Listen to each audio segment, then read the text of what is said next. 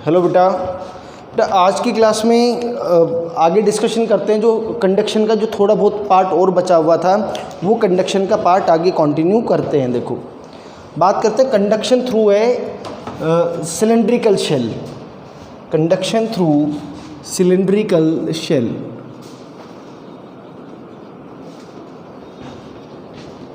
Conduction through cylindrical shell.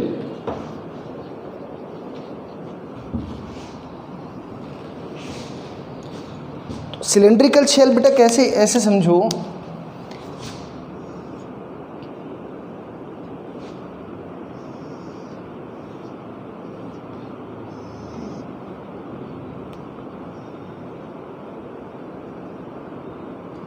ये तो बेटा एक होलो पाइप, ऐसा सिलेंड्रिकल शेल मतलब आप समझ लो जैसे होलो पाइप टाइप हो गया, बट उसका थोड़ा सा थिकनेस ज़्यादा है, ऐसे समझ लो।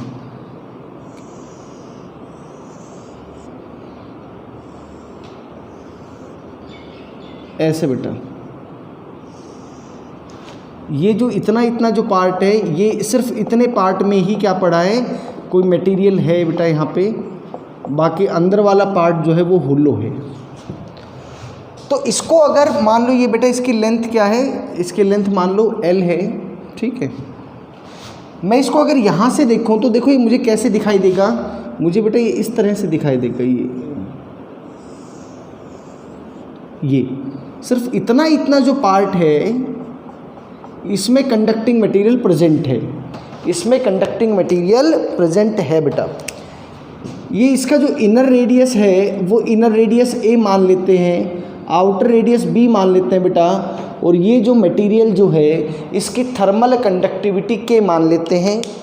दूसरी और बात बेटा कि अंदर वाला जो सरफेस है, ये वाला सरफेस, इसका टेम्परेचर T1 मान लिया, और बाहर वाला जो सरफेस है बेटा इसका टेम्परेचर T2 मान लिया आपने। ये हमने किया। तो इसका मतलब बेटा जो हीट जो फ्लो करेगी वो ऐसे बाहर की तरफ आ रही होगी, ऐसे फ्लो करेगी बाहर की तरफ ऐसे हीट फ्लो करेगी। तो अब एक्चुअली क्या है बेटा, यहाँ पे जैसे जैसे हीट बाहर की तरफ आएगी तो थर्मल कंडक्टिविटी तो कांस्टेंट है, बट जो एरिया ऑफ क्रॉस सेक्शन है वो अलग अलग है। यानी कि मुझे इंटीग्रेशन का सहारा लेना पड़ेगा, मुझे क्या करना पड़ेगा, कोई एलिमेंट एज्यूम करना पड़ेगा। तो भाई मैं क्या एज्यूम कर लेता हूँ बेटा इसके अंदर एलिमेंट, जरा आप ध्यान से देखो कि ये हमारा ओरिजिनल है बेटा। इसमें हमने क्या किया कि एक R रेडियस की एक शेल एज्यूम कर ली बेटा ये, और इसकी थिकनेस भी हो गई कुछ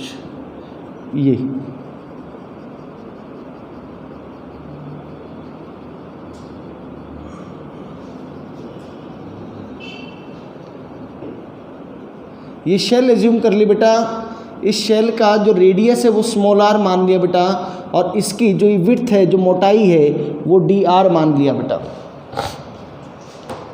हमने मान लिया कि सच ऑल जो ये सिलेंड्रिकल शेल जो बनी हुई है, ये सिलेंड्रिकल शेल क्या बनी है, ऐसे infinite number of cylindrical shells से मिलकर के बनी होगी, जो जिसमें से एक एलिमेंट मैंने अभी एज्यूम किया है बेटा।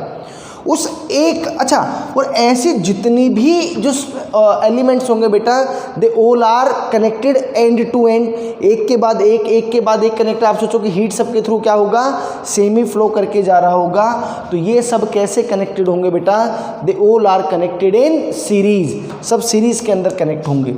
तो ये जो एक अकेला जो आपका एक एलिमेंट आपने मानना है, इसका जो थर्मल रेजिस्टेंस बेटा आप लिखोगे dr, वो आप कैसे लिखोगे, उसका फॉर्मूला है L/KE। L माने वो पार्ट, वो लेंथ उस कंडक्टर की जितना हीट क्रॉस करके जा रहा है। तो जब हीट इसको क्रॉस करेगी तो बेटा सिर्फ dr लेंथ को क्रॉस करेगी। तो भाई क्या लिख लो इसको, dr L/K, बेटा K तो सबके लिए कांस्टेंट ही है। और बेटा ये जरा एज्यूम, जरा ये सोचो कि सिलेंड्रिकल शेल है, ये कोई स्फेयर नहीं है, तो इतना ये L लेंथ पीछे है, तो इसका सरफेस एरिया कितना हो जाएगा अगर मैं बात करूँ तो बेटा वो हो जाएगा 2πr, और बेटा उसकी लंबाई है L, तो 2πr इंटू L, ये उसका टोटल सरफेस एरिया हो जाएगा। अब भाई एक बात ये देखो कि ये सब all such all such cells are connected in series। भाई ये सब की सब सीरीज में जुड़ी हुई है, सीरीज में जुड़ी हुई, तो भाई यहाँ पे आर इफेक्टिव बेटा कैसे आ जाएगा, it will be equal to integral d r. तो बेटा ये कैसे लिखूँ, integral d small r over 2 pi K L into r. भाई लिमिट देखो बेटा कहाँ से कहाँ जाएगी, ए से लेकर के बी तक जाएगी, ए से लेकर के बी तक जाएगी। तो भाई 1/2 पाई के एल ये सब कांस्टेंट और डी आर बाई आर ये इंटीग्रेशन आ गया भाई ए से बी तक का। तो बेटा 1/r का इंटीग्रेशन क्या हो गया, वो log r हो गया। तो r इफेक्टिव जो आएगा that will be equal to 1/2 pi K L log of r और लिमिट बेटा a से b। इसको हम ऐसे लिख सकते हैं 1/2 पाई के एल और ये बेटा क्या हो गया into log of b by a। ये बेटा r इफेक्टिव की वैल्यू आ गई है, ये आपकी किसकी वैल्यू आ गई, ये आपकी r इफेक्टिव की वैल्यू आ गई 1/2 pi K L log b by a। ये बेटा लॉग बेस e होगा तो इसको नेचुरल लॉग ln b बोल देंगे।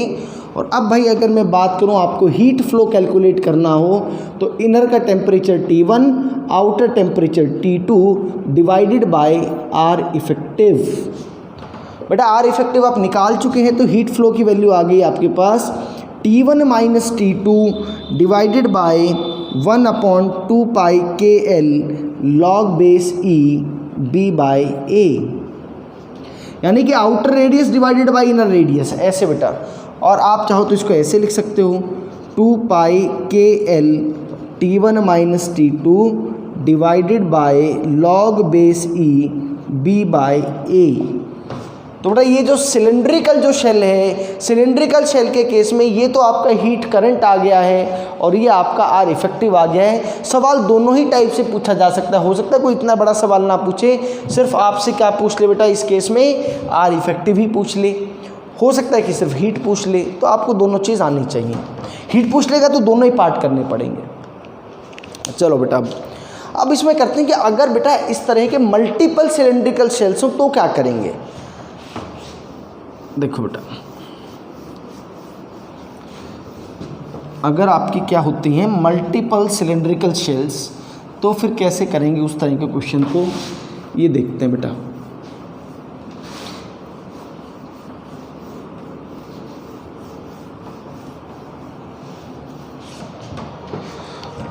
मल्टीपल शेल्स,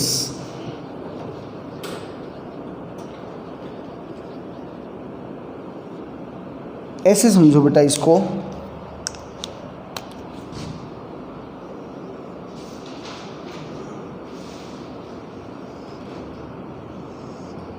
ये मान लो इनर रेडियस R1 है बेटा इसका,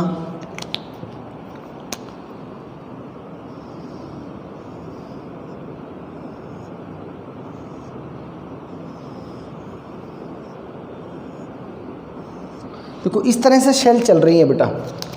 यूँ मान लो इतने इतने जो ब्लू पेन से जो मैंने किया है ये एक सेम मटेरियल है, ये K1, फिर यूँ मान लो कि फिर इसके जस्ट बाद आउटर शेल एक और है, ये K2, और बेटा ऐसे और आगे भी चल सकते हैं। रेडियस ऐसे मानना ये R1 हो गया, फिर R2, फिर R3 एंड सो ऑन। तो बेटा इस केस में देखो आप कैसे लिखोगे, अगर आपको हीट फ्लो लिखना हो तो हीट फ्लो तो कैसे लिखा जाएगा, T1 minus T2 divided by R effective. तो भाई एक सिंगल शेल का जो R है, जो रेजिस्टेंस है, थर्मल रेजिस्टेंस, वो मैं जानता हूँ बेटा, है ना। सिंगल शेल का क्या होता है, अभी हमने कैलकुलेट किया 1/2 पाई के एल, इसका बेटा लेंथ L ही है, और बेटा ये क्या हो गया log base E B by A। तो भाई जो पहली वाली जो शेल रही होगी इसका रेजिस्टेंस क्या रहा होगा बेटा, R1 is equal to 1/2 pi K1 into L log base E R2 by R1, outer shell divided by inner shell का रेडियस। अगली जो शेल आएगी बेटा उसका कैसे लिखोगे 1/2 पाई K2L लॉग बेस E, अब बेटा R3 बाई R2 बन जाएगा। सिमिलर वे में क्या बन जाएगा, वो R3 बाई R2 बन जाएगा।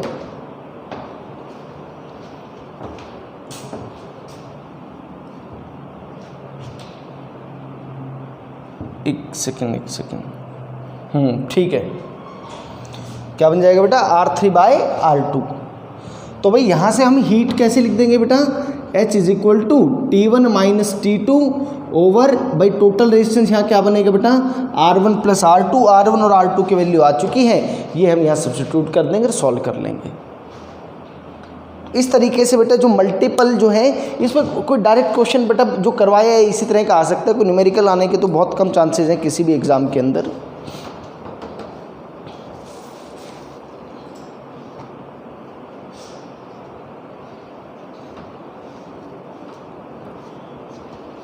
चलो बेटा,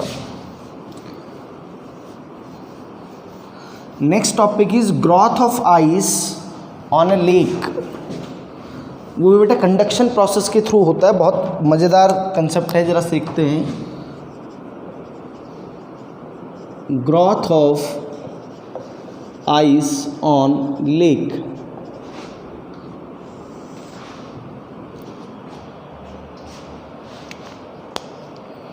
आपने कभी सोचा होगा कि यार कि जब सर्दियाँ पड़ती हैं तो उस टाइम पे क्या होता है, समुद्र जम गए, नदियाँ जम गई, तालाब जम गए, तो भाई ऐसा क्या हो गया, जब वो सब जम गया तो वो जो अंडर वाटर जो प्राणी रहते हैं, पानी के अंदर जो प्राणी रहते हैं, मछलियाँ रहती हैं और बाकी जो जानवर हैं, वो सब तो जिंदा ही रहते हैं, वो तो मरते ही नहीं हैं। ऐसा कैसे हो गया, तो वो उसका डिस्कशन देखते हैं कि एक्चुअल में क्या होता है बेटा, उसको ज़रा समझेंगे आज। देखो ऐसा मान लेते हैं बेटा, होता क्या है कि मैं इतना पार्ट मान लेता हूँ बेटा, ये क्या है, ये आपका लेक है। तो भाई किसी भी टाइम पे ये मान लेता हूँ बेटा मैं कि भाई किसी भी टाइम के ऊपर ऑलरेडी क्या हो चुका है बेटा, इतनी बर्फ़ जम चुकी है, ऐसा मान लो। कुछ x विड्थ की बर्फ़ क्या हो चुकी है बेटा, जम चुकी है, ये आइस है। और अब dt समय में, जो समय dt में बात कर रहा हूँ बेटा, उस dt समय के अंदर ये dx विड्थ की आइस बन गई है। तो बेटा और यहाँ पे जो आउटर, ऑब्वियस है कि वो बाहर का टेम्परेचर कम रहेगा, वो मान लो कि -3 डिग्री सेल्सियस का टेम्परेचर रहेगा। और बेटा ये यहाँ पे क्या रहेगा, वाटर एट 0 डिग्री सेल्सियस।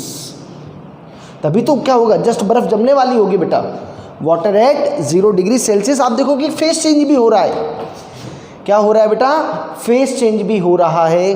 तो ज़रा ये देखते हैं कि किसी भी टाइम के ऊपर कितनी बर्फ़ कैसे जमेगी, ऐसा देख लेते हैं, ठीक है। मान लो कि भी इनिशियली x1 क्या चीज़ है, जो लेंथ ऑफ आइस या हाइट ऑफ आइस मान लो जितनी इनिशियल जमी हुई है बेटा, और x2 क्या चीज़ है, फाइनल लेंथ ऑफ आइस और फाइनल हाइट ऑफ आइस।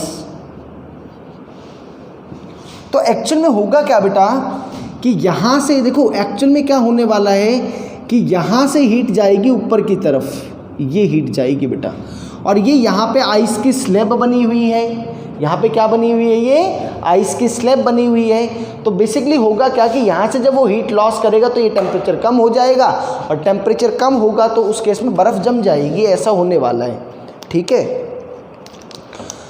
तो भाई एक काम देखो, ये बेटा जो h है एक्चुअल में आपको याद होगा ये क्या चीज़ है, ये dq/dt है, जो हीट फ्लो पर सेकेंड है, ये तो बताया था जूल पर सेकेंड इसकी यूनिट है।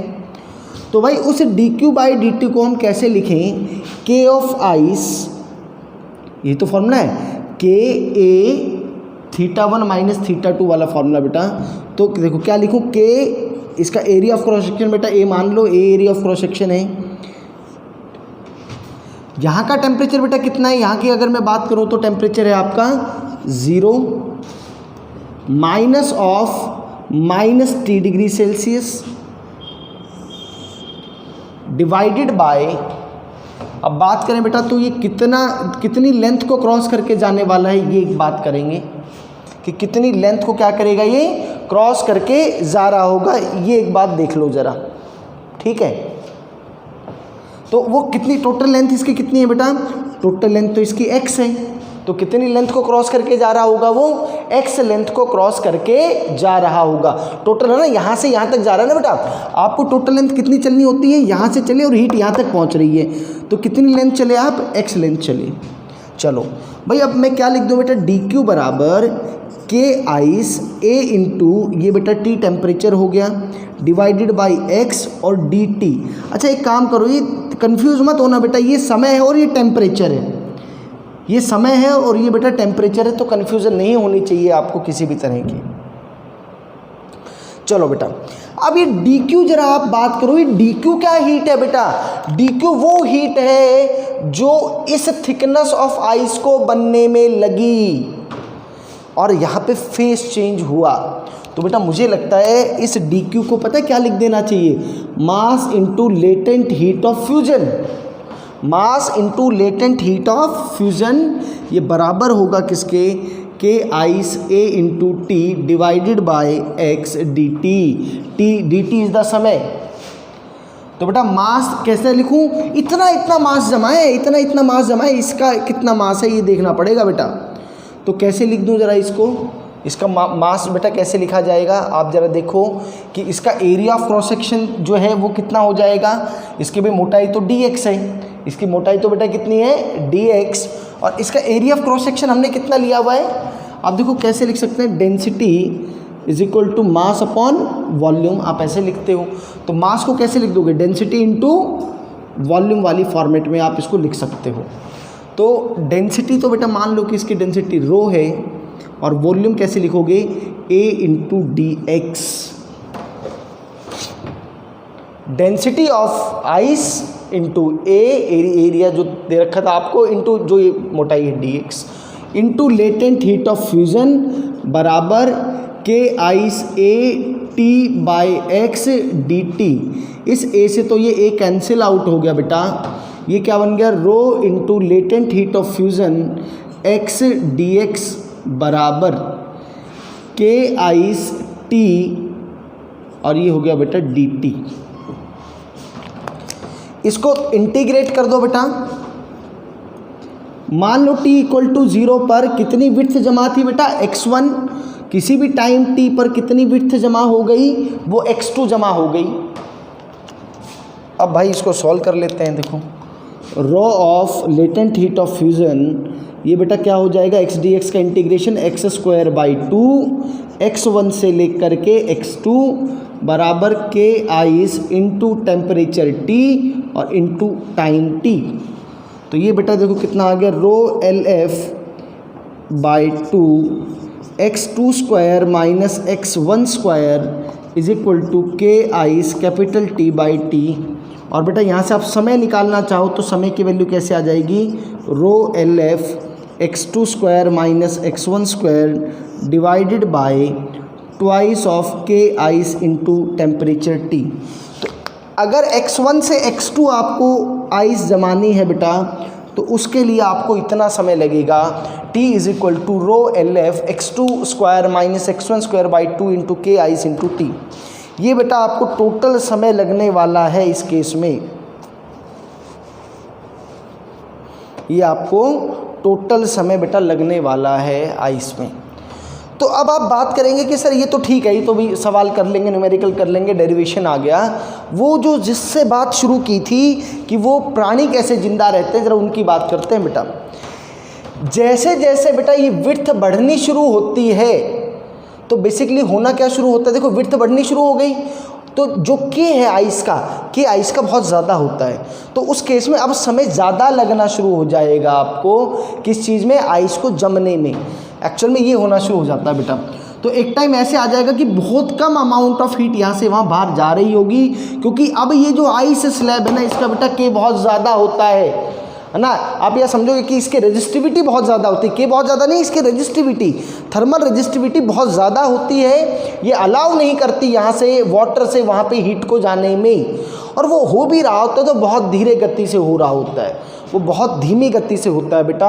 तो धीमी गति से होता है तो क्या होगा कि एक टाइम के बाद बहुत कम अमाउंट ऑफ ऊपर बर्फ़ जमेगी और नीचे पानी रह जाएगा, और नीचे जब पानी रह जाएगा तो पानी के अंदर वो जिंदा रह लेंगे, और कुछ समय के बाद भगवान की दया से क्या होता है, गर्मियाँ आ जाती हैं, सब फिर से पिघल जाता है और फिर हमें वही प्राणी फिर से दिखने शुरू हो जाते हैं। So this is the formation of ice on a lake or the growth of a ice on lake. x1 से x2 पहुंचने में बेटा हो सकता है इनिशियली आपको कहीं कुछ भी नहीं है, x1 को 0 पुट कर देना, x2 इज़ द फाइनल जो टोटल लेंथ आपको चाहिए। This expression is independent of time. तो यानी ये नहीं होगा कि नदी छोटी है तो जी जल्दी समय में बर्फ़ जम जाएगा, क्योंकि एरिया का कोई खेल नहीं है, ठीक है, वो बराबर है, वो इन्हीं फैक्टर्स पे डिपेंड करेगा। ये LF जो है बेटा लेटेंट हीट ऑफ फ्यूजन है, वो किसका है, वो आइस का है, वो 80 कैलोरी पर ग्राम होता है। कैलोरीमीटर में आपने बहुत अच्छे से पढ़ लिया है ये चीज़, नोट करो बेटा जल्दी से। देखो एक चीज़ और आपको छोटी सी बता देते हैं यहाँ पे,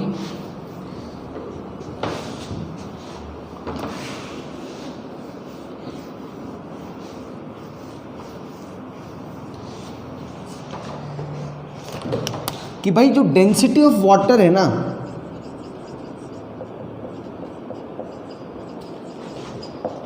वेरीज विद टेम्परेचर, ये बात हमने आपको बताई थी। जो डेंसिटी है वो डेंसिटी क्या करता है, टेम्परेचर के साथ वेरी करता है।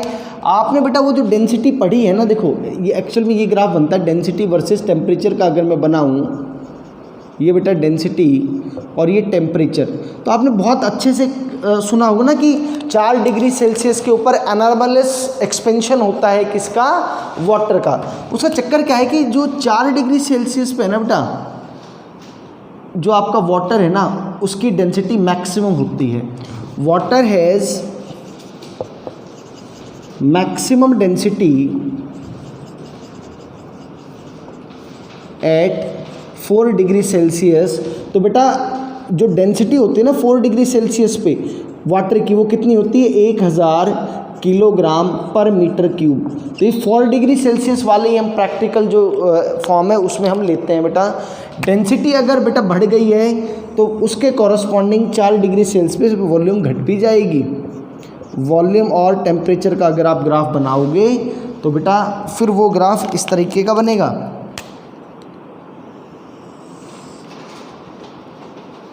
4 डिग्री सेल्सियस पे मिनिमम वॉल्यूम,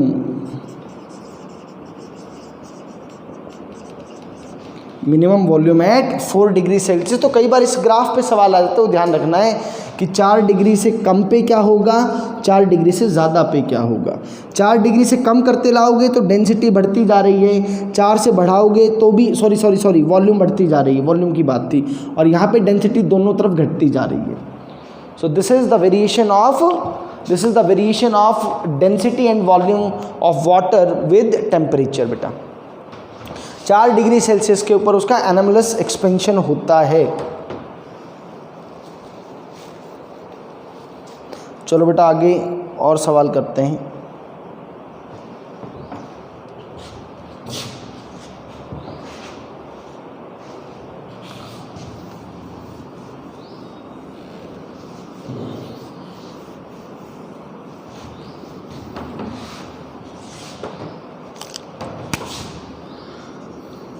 एक सवाल है बेटा, मान लो कि कोई लेक है या कोई कंटेनर है, कुछ भी मान सकते हो आप, इसकी टोटल लेंथ है बेटा 10 मीटर। इधर का जो टेम्परेचर है वो है बेटा 4 डिग्री सेल्सियस, और ये बाहर का जो टेम्परेचर है बेटा वो -4 डिग्री सेल्सियस। वो कितना है, यानी कि पानी जो है बेटा, पानी तो 4 डिग्री सेल्सियस के ऊपर है। आपको ये बताना है कि फाइनली क्या है, फाइनली कितने थिकनेस की आइस जमा होगी।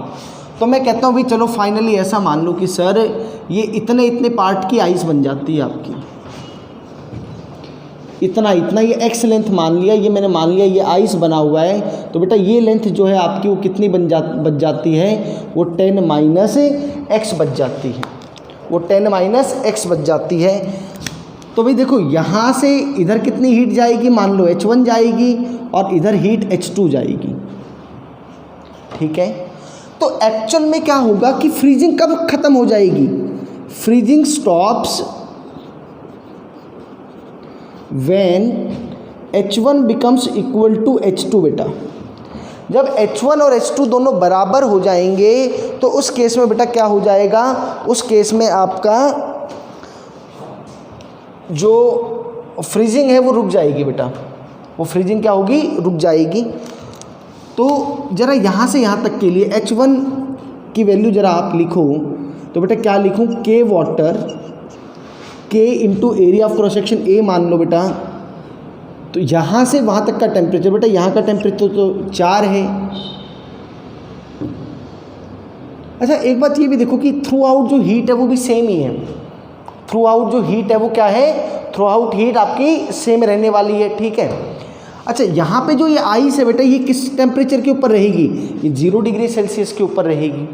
आइस जो है वो आपकी किस टेम्परेचर के ऊपर रहेगी बेटा, वो 0 डिग्री सेल्सियस के ऊपर रहेगी, ठीक है। तो आप यहाँ से चलो ये कितना लिखोगे बेटा, 4 - 0 डिवाइडेड बाय कितनी दूरी चली बेटा आप, 10 - x दूरी चली। अब H2 को आप कैसे लिखोगे बेटा, एक्चुअल में K आइस और K वाटर की वैल्यू जो वैल्यू अप्रॉक्सीमेटली सेम है, तो उसको K वाटर यहाँ लिख देता हूँ इंटू A।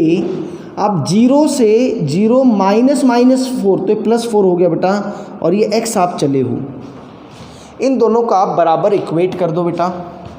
तो क्या आएगा, K वाटर इंटू A, और बेटा ये तो 4 हो गया, डिवाइडेड बाय 10 - x, ये किसके इक्वल है बेटा, K water into A into 4 over x। तो भाई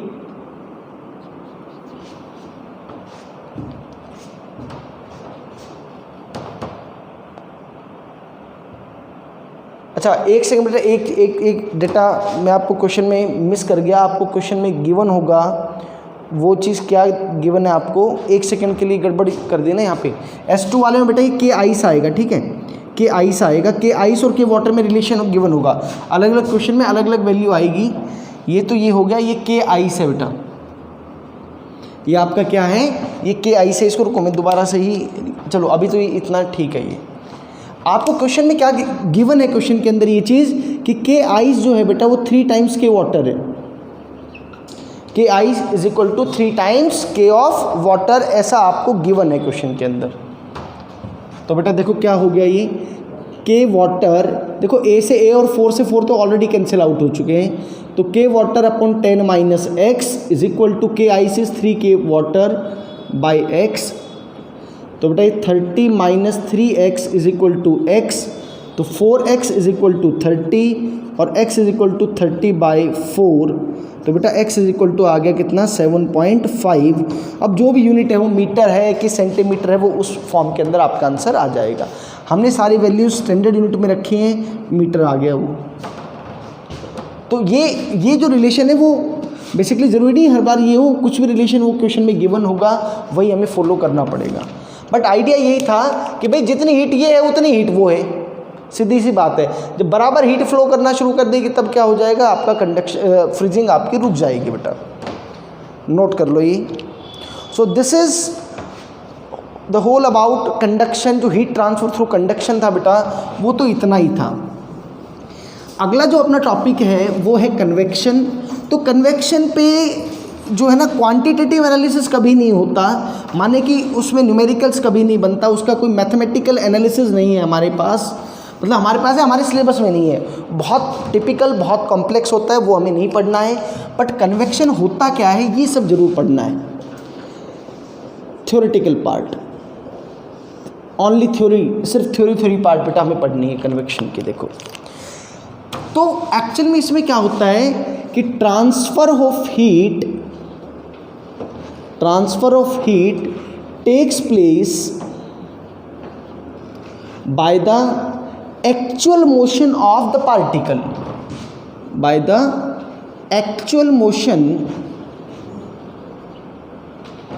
ऑफ द पार्टिकल। पार्टिकल का भी क्या होने वाला है, एक्चुअल मोशन होने वाला है कन्वेक्शन के अंदर, पार्टिकल मूव करेगा बेटा। देखो कन्वेक्शन का बहुत बढ़िया एग्जाम्पल कि घरों में आप जो पानी गर्म करते हैं गैस के ऊपर रख के या फिर सब्जियां जो पकाते हैं, सब उसी का उदाहरण है। देखो बेटा कैसे, मान लो ये कोई कंटेनर है और इसके अंदर पानी भरा हुआ है, कोई भी लिक्विड भरा हुआ है। अब आप क्या करते हो, आप बेटा इसको हीट देना शुरू करते हो। मान लो यहाँ से हीट दिया आपने, है ना, कोई बर्नर लगा दिया, कोई गैस लगा दिया, कुछ भी आपने हीट का सोर्स दिया इसको। अब जरा ध्यान से समझना, होगा क्या, जो जैसे ही यहाँ वाले लिक्विड मॉलिक्यूल्स इसके संपर्क में आएंगे, इसके कांटेक्ट में आएंगे, तो भैया उनका टेम्परेचर तो बढ़ जाएगा। टेम्परेचर बढ़ जाएगा तो डेंसिटी घट जाएगी, और डेंसिटी जब वो घट जाएगी तो बेटा क्या होगा, ये जो पार्टिकल्स हैं, ये जो नीचे जो पार्टिकल्स थे बेटा, ये कहाँ जाना शुरू कर देंगे, ये ऊपर जाना शुरू कर देंगे। और जब वो ऊपर जाएंगे तो ऊपर वाले पार्टिकलों का तो टेम्परेचर कम है, तो वो डेंसिटी ज़्यादा होने के कारण से वो नीचे आ जाएंगे। वो नीचे आएंगे, वो गर्म होंगे, वो गर्म होंगे तो फिर ऊपर चले जाएंगे। तो एक्चुअल में ये प्रोसेस इस तरह से चलता रहता है ना बेटा, ये यहाँ से इस टाइप से। ये जो सब बातें मैं बता रहा हूँ, ये सब आप अपने अपने वर्ड्स में बेटा लिखते रहना, मैं सिर्फ समझा रहा हूँ। एनसीईआरटी के अंदर थ्योरी है, वो आप पढ़ भी लेना। क्या हो रहा है बेटा, जैसे ये संपर्क में आ रहे हैं, इनकी डेंसिटी घट रही है, टेम्परेचर बढ़ने के साथ डेंसिटी घटी, तो नीचे वाले मॉलिक्यूल्स ऊपर की तरफ भागे, ऊपर हैवियर मॉलिक्यूल्स थे वो नीचे की तरफ आ गए। और इस तरह से बेटा ये चलता रहेगा, ये प्रोसेस चलता रहेगा थ्रू आउट। पानी गर्म हो गया तो एक्चुअल में मॉलिक्यूल खुद मूव करके गया। एक्चुअल में मॉलिक्यूल बेटा क्या करके गया, खुद मूव करके गया। अब जो कन्वेक्शन है ना बेटा, कन्वेक्शन ये भी दो टाइप का होता है। एक तो होता है नेचुरल कन्वेक्शन। एक्चुअल में हो क्या रहा है कि पार्टिकल कहाँ से कहाँ जा रहे हैं, पार्टिकल्स हाइयर टेम्परेचर से लोअर टेम्परेचर जा रहे हैं। हाइयर टेम्परेचर से किधर जाते हैं बेटा, लोअर टेम्परेचर की तरफ वो जाएं, तो वो किस चीज़ का एग्जाम्पल होगा, वो कन्वेक्शन का एग्जाम्पल होगा। अगर अपने आप चले जाएं, बिना किसी ताकत के चले जाएं, तो उसको नेचुरल कन्वेक्शन कहेंगे। और अगर मुझे ताकत लगानी पड़े तो उसको फोर्स्ड कन्वेक्शन कहेंगे। दोनों में अभी डिफरेंस बताऊंगा, दोनों के एग्जाम्पल बताऊंगा। फोर्स्ड कन्वेक्शन का उदाहरण है आपका ड्रायर, है ना, बाल सुखाने के लिए जो आप ड्रायर इस्तेमाल करते हो, या फिर आप पता है आपने कभी ब्लोअर देखा होगा, गर्मियों में सर्दियों के टाइम पे आप ब्लोअर यूज़ करते हैं ना, तो उसमें क्या करते हैं, वो एक तरफ रख देते हैं, उसके अंदर पंखा होता है और अंदर हीटिंग एलिमेंट होता है। वो जो हीटिंग एलिमेंट है वो टेम्परेचर बढ़ा देगा, लेकिन उसको फोर्स पंखे से क्या करेगा, उसको धक्का देगा तो वो दूसरे एंड्स पे पहुँच जाएगा, पहुँचेगा पार्टिकल खुद ही बेटा। तो ये जो हेयर ड्रायर वाला या फिर जो आपको जो मैं भी ब्लोअर वाला जो एग्जांपल बता रहा हूँ, these are the examples of forced convection. Natural convection एक तो ये हो गया बेटा, है ना, अपने आप जा रहा है, आपको कोई धक्का लगाने की, फूंक मारने की, कुछ करने की आवश्यकता नहीं है, अपने आप जा रहा है, नेचुरल कन्वेक्शन। ठीक है, इसका और बहुत बढ़िया उदाहरण बेटा कि कभी आप समुद्र किनारे गए हो या कभी नहर किनारे कभी गए हो, कभी है ना कोई तालाब वालाब गया हो, तो कहते हैं यार बड़ी मज़ा आ गया, मतलब वहाँ ठंडी ठंडी हवाएं चल रही थी। तो वो इसी पे कंसेप्ट है बेटा। देखो है क्या, या फिर ऐसा मान लो कि भाई जहाँ रेगिस्तान वेगिस्तान टाइप वाला उदाहरण है, वो मान लो आप कि ऐसे होता है ना, ये मान लो कि भाई ये इधर तो भाई क्या है, ये तो पानी है, ये तो सी मान लो, और भाई ये आपकी लैंड है। तो यहाँ पे भी दो प्रोसेस होते हैं, एक दिन में और एक रात में, है ना, एक दिन में और एक रात में। तो पहले जरा दिन में समझो, डे में क्या खेल होता है भाई। डे में ऊपर सूरज महाराज चमकते हैं, temperature of land is greater than, temperature of land is greater than temperature of sea. जहाँ पे हाइयर टेम्परेचर होगा, मॉलिक्यूल्स वहाँ से लोअर की तरफ जाना शुरू करेंगे। तो अब होगा क्या बेटा कि यहाँ से क्या होना शुरू हुआ बेटा कि यहाँ पे टेम्परेचर बढ़ा, इसकी डेंसिटी घटी, अब ये तो इस तरफ जाना शुरू होगा, और ये वाले जो मॉलिक्यूल्स हैं जो कि ठंडे मॉलिक्यूल हैं, वो ठंडे मॉलिक्यूल आकर के आपसे टकराएंगे और आपको ठंड महसूस होगी। यह कन्वेक्शन करंट बन जाता है बेटा, लगातार कॉन्टिन्यूअस, इधर से गर्म हवा उधर और उधर से ठंडी हवा इधर। तो हमें क्या लगता है कि ठंडी हवा आ रही है सी से, this is due to the convection current. और बेटा ये जो हवा जो चलती है इसको बोला जाता है सी ब्रीज। नाम में कोई खास बात नहीं, बट पता होना चाहिए, दिस इज सी ब्रीज, है ना। इधर से ठंडी हवा इधर आई, चलो जी ये बात तो दिन में हो गई। What about night? तो आपने सुना होगा कि यार मरुस्थल एरिया में, डेजर्टेड एरिया के अंदर, क्योंकि सैंड जो है वो बहुत बढ़िया क्या है, थर्मल कंडक्टर है, जितनी जल्दी गर्म होती है उतनी ही जल्दी ठंडी हो जाती है वो। अब रात में जब सूरज जी नहीं है उस टाइम पे क्या होगा, फटाफट, ये भी एक प्रोसेस है रेडिएशन वालों, बताएंगे बाद में, तो ये उतनी जल्दी अपना टेम्परेचर लूज करके और बहुत ठंडी हो जाती है, टेम्परेचर माइनस तक भी चला जाता है। तो अब रात में क्या हो गया कि भाई रिलेटिवली अब इस लैंड पे तो टेम्परेचर हो गया ज़्यादा, टेम्परेचर एट, नहीं लैंड पे नहीं बेटा, सी में, सी पे रिलेटिवली टेम्परेचर हो गया ज़्यादा और यहाँ पे टेम्परेचर हो गया बेटा लैंड पे कम। अब उल्टा कहानी शुरू होनी हो जाएगी बेटा। इस बार क्या होना शुरू होगा, इस बार जो सी जो है, सी का टेम्परेचर ज़्यादा है वो यहाँ आएगा, लैंड का टेम्परेचर कम है वो यहाँ जाएगा। इस ब्रीज को बोलते हैं बेटा, this is known as land breeze. धरती से जो हवा चलने लग रही है ना, ये जो है बेटा, यहाँ पे तो हवा ऐसे आ रही थी, है ना, ठंडी वाली हवा इधर आ रही थी। इस बार बेसिकली जो यहाँ से जो गर्म हवा है वो इस तरफ लैंड की तरफ आनी शुरू हो जाएगी। बोलो क्लियर है क्या बेटा? सो this is the example of the best example of natural convection बेटा, ठीक है। और ये जो करंट जो चलता है इसको हम कन्वेक्शन करंट कहते हैं। दो टाइप का मैंने बता दिया, फोर्स कन्वेक्शन भी बता दिया और नेचुरल कन्वेक्शन। इसकी जो थ्योरी और थोड़ा सा और डिटेल में, हल्की फुल्की थ्योरी, वैसे तो ऑलमोस्ट मैंने सारे एस्पेक्ट कवर कर दिए हैं, बट हल्की फुल्की और कोई जो थ्योरी है एनसीईआरटी के अंदर ज़रूर उसको पढ़ लेना। आज की क्लास में बेटा इतना ही करते हैं। कन्वेक्शन हमारा खत्म हो गया, कंडक्शन खत्म हो गया। In the next class we will start the radiation and hopefully we will finish the radiation. Thank you बेटा।